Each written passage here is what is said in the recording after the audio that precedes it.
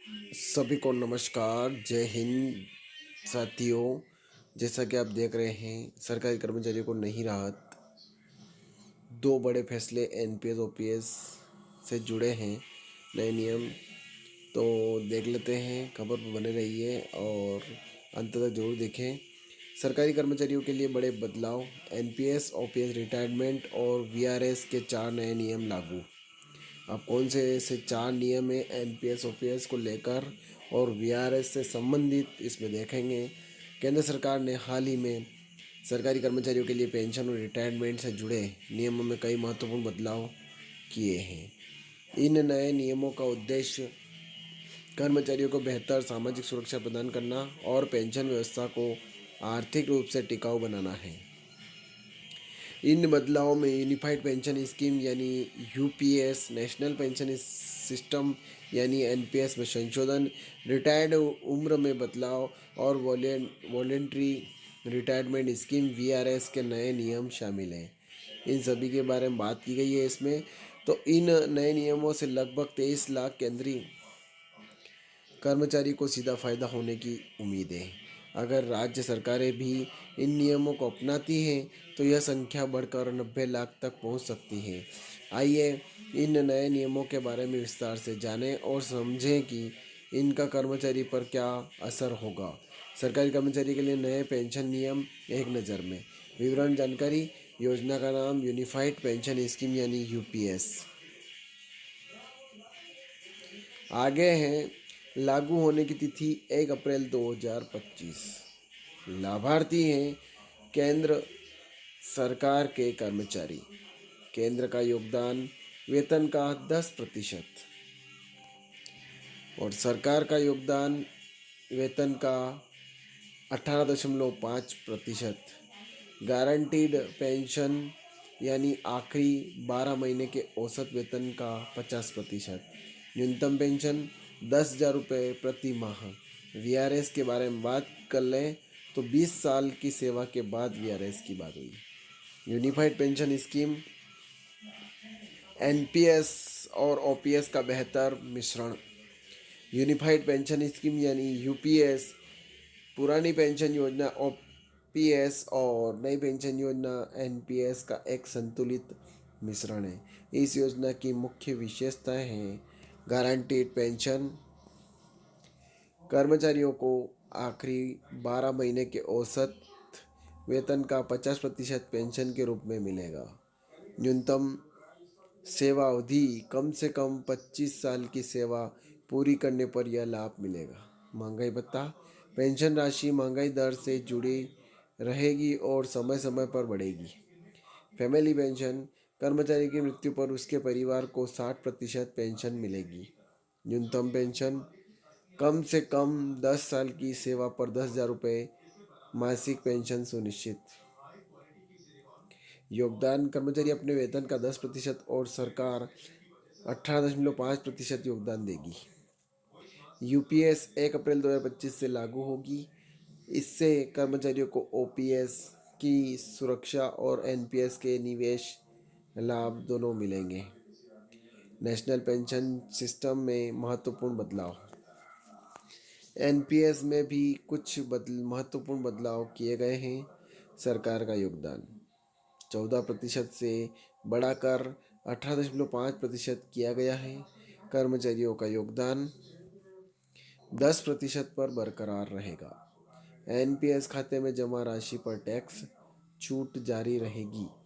Retirement पर 60% राशि एक मुश्त निकालने की अनुमति। बाकी 40% से अनिवार्य एन्युटी खरीदनी होगी। एनपीएस अब भी एक विकल्प के रूप में जारी रहेगा। कर्मचारी यूपीएस या एनपीएस में से किसी एक को चुन सकते हैं। रिटायरमेंट उम्र बढ़ाने का प्रस्ताव। सरकार ने केंद्रीय कर्मचारियों की रिटायरमेंट उम्र बढ़ाने का प्रस्ताव रखा है। मौजूदा रिटायरमेंट उम्र 60 साल से बढ़ाकर 62 साल करने की योजना। इससे अनुभवी कर्मचारियों को लाभ मिलेगा और पेंशन पर बोझ कम होगा। कुछ विभागों में पहले से ही 62 साल रिटायरमेंट उम्र है। यह प्रस्ताव अभी विचाराधीन है और अंतिम निर्णय होना बाकी है। वॉलेंट्री रिटायरमेंट स्कीम वीआरएस के नए नियम। तो वीआरएस यानी स्वैच्छिक सेवानिवृत्ति के नियम में भी बदलाव किए गए हैं। अब 20 साल की सेवा पूरी करने के बाद वीआरएस लिया जा सकता है। पहले यह सीमा 30 साल थी। वीआरएस लेने वाले को पेंशन लाभ मिलेंगे। पेंशन राशि के अनुपात में कम होगी। वीआरएस लेने वालों को ग्रेजुइटी और अन्य लाभ भी मिलेंगे। न्यूनतम पेंशन की गारंटी। सरकार ने न्यूनतम राशि सुनिश्चित करने का फैसला लिया है। कम से कम 10 साल की सेवा पूरी करने वाले को 10,000 रुपये मासिक पेंशन। यह राशि समय समय पर महंगाई के हिसाब से बढ़ेगी। इससे कम सेवा अवधि वाले कर्मचारियों को भी लाभ मिलेगा। यह प्रावधान यूपीएस और एनपीएस दोनों में लागू होगा। पुरानी पेंशन योजना ओपीएस बनाम नई पेंशन योजना एनपीएस। ओपीएस और एनपीएस में अंतर देख लेते हैं। तो फंडिंग, ओपीएस सरकारी खजाने से भुगतान करती थी जबकि एनपीएस शेयर बाजार पर आधारित है। गारंटी की बात कर ले तो ओपीएस में एक तय फार्मूले के अनुसार गारंटीड इनकम दी जाती थी। एनपीएस में ऐसा कोई गारंटी नहीं है। निवेश विकल्प। एनपीएस में कर्मचारी विभिन्न निवेश योजनाओं में से चुन सकते हैं। पेंशन राशि। ओपीएस में अंतिम वेतन का 50% पेंशन मिलती थी। एनपीएस में निवेश पर रिटर्न पर निर्भर करता है। Family pension. ओपीएस में परिवार को पूरी पेंशन मिलती रहती थी। एनपीएस में ऐसा कोई प्रावधान नहीं है।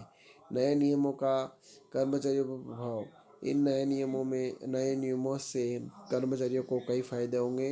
बेहतर सामाजिक सुरक्षा, गारंटीड पेंशन और न्यूनतम पेंशन की व्यवस्था से कर्मचारियों को आर्थिक सुरक्षा मिलेगी। लचीलापन। 20 साल बाद वीआरएस लेकर दूसरा करियर शुरू करने का विकल्प। उच्च रिटर्न। एनपीएस के माध्यम से बेहतर निवेश रिटर्न की संभावना। चयन की स्वतंत्रता। यूपीएस या एनपीएस में से किसी एक को चुनने का विकल्प। लंबी सेवा अवधि। रिटायरमेंट उम्र बढ़ने से अधिक कमाई का मौका। सरकार पर पेंशन का बोझ कम होगा। नए नियमों से सरकार पर पेंशन का बोझ कम होने की उम्मीद है। यूपीएस में कर्मचारियों का योगदान होने से सरकार पर पूरा बोझ नहीं पड़ेगा। एनपीएस के निवेश से अतिरिक्त रिटर्न मिलेगा। रिटायरमेंट उम्र बढ़ने से पेंशन भुगतान की अवधि कम होगी। वीआरएस के नए नियमों से कर्मचारियों की संख्या नियंत्रित रहेगी। कर्मचारी संगठनों की प्रतिक्रिया। नए नियमों पर कर्मचारी संगठन की मिलीजुली प्रतिक्रिया है। कुछ संगठन अभी भी ओपीएस की वापसी की मांग कर रहे हैं। उनका कहना है कि एनपीएस में पेंशन की राशि की गारंटी नहीं है, लेकिन सरकार का मानना है कि यूपीएस एक बेहतर और टिकाऊ व्यवस्था है। कुछ राज्य सरकारों ने ओपीएस को वापस लाने का ऐलान किया है। भविष्य में और सुधार की संभावना। सरकार ने कहा कि भविष्य में पेंशन व्यवस्था में सुधार किए जाएंगे। पेंशन व्यवस्था की नियमित समीक्षा होगी। कर्मचारी की मांगों पर विचार किया जाएगा। पेंशन फंड के निवेश नियमों में बदलाव की संभावना। डिजिटल प्लेटफॉर्म से पेंशन वितरण को आसान बनाया जाएगा। नए नियम का कानूनी पहलू। सुप्रीम कोर्ट ने पेंशन के अधिकार को लेकर कई महत्वपूर्ण निर्णय दिए हैं। पेंशन एक मौलिक अधिकार है। यह सिर्फ एक वित्तीय लाभ नहीं बल्कि सामाजिक सुरक्षा का साधन है। सरकार पेंशन नियमों में बदलाव कर सकती है, लेकिन यह उचित और तर्कसंगत होना चाहिए। किसी भी बदलाव से कर्मचारियों के मौलिक अधिकारों का उल्लंघन नहीं होना चाहिए। तो ये खबर थी। ज़्यादा से ज़्यादा शेयर करें, लाइक करें, कमेंट करें आपको खबर कैसी लगी। ये इस प्रकार सभी बिंदु पर चर्चा की गई। इसमें यूपीएस, ओपीएस और एनपीएस। यूपीएस यानी यूनिफाइड पेंशन स्कीम, ओपीएस यानी पुरानी पेंशन स्कीम और एनपीएस यानी नेशनल पेंशन स्कीम। ये सभी पर चर्चा की गई है, किस प्रकार से कौन सी योजना अच्छी है, तो इसमें अंतर भी बताया गया है। और वीआरएस से संबंधित इसमें बात कही गई है। वीआरएस पहले 30 साल की सेवा पर मिलता था, लेकिन अब 20 साल की सेवा पर ही वीआरएस लिया जा सकता है कर्मचारियों को। ये इसमें बताया गया, पूरी विस्तार चर्चा की गई। ज़्यादा से ज़्यादा शेयर करें, लाइक करें, कमेंट करें आपको खबर कैसी लगी ज़रूर बताएं कमेंट में। और आप मेरे चैनल पर नए हैं यानी स्पेशल एजुकेशन यूट्यूब चैनल पर नए आए हैं तो चैनल को सब्सक्राइब जरूर कर लें, बेल आइकन को प्रेस करें ताकि इस प्रकार से नोटिफिकेशन आप तक जल्दी जल्दी पहुंच जाए। जय हिंद, जय भारत।